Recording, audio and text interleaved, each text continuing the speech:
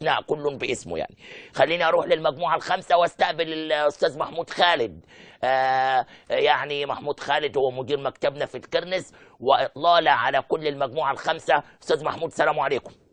عليكم السلام ورحمة الله وبركاته. ازيك يا استاذ عبد الناصر؟ ازي حضرتك؟ واولا انا بشكر حضرتك على وقوفك الدائم جنب دور الغلابه ودور المظالم، ورأيك الجريء وقت أزمة مذبحة استاد الدفاع الجوي دون رياء أو نفاق، وقتالك حتى هذه اللحظة لعودة دور المظالم.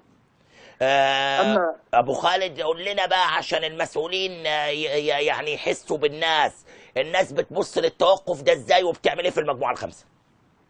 كان استاذ عبد الناصر، انا هديك ملخص سريع كده في دقيقه واحده او في عجاله عن هذه المجموعه. كان عنوان هذه المجموعه ازماتنا تزداد بايقاف النشاط، ما بين ازمات ماديه وازمات اداريه وازمات فنيه.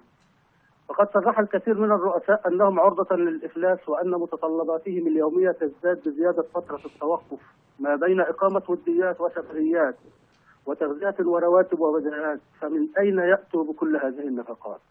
فيما أتت تصريحات معظم المدربين وكأنهم متفقين على أنهم مشتتين ما بين الراحة والتدريب. أنستمر أم نتوقف؟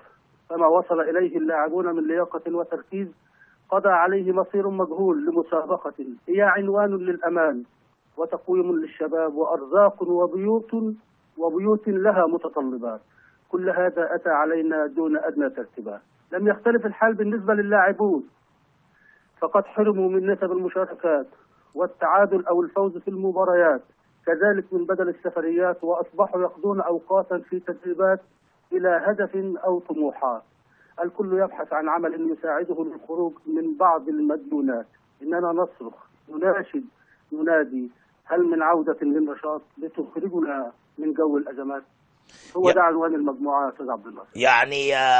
يعني أشكرك، يعني قلت كل حاجة.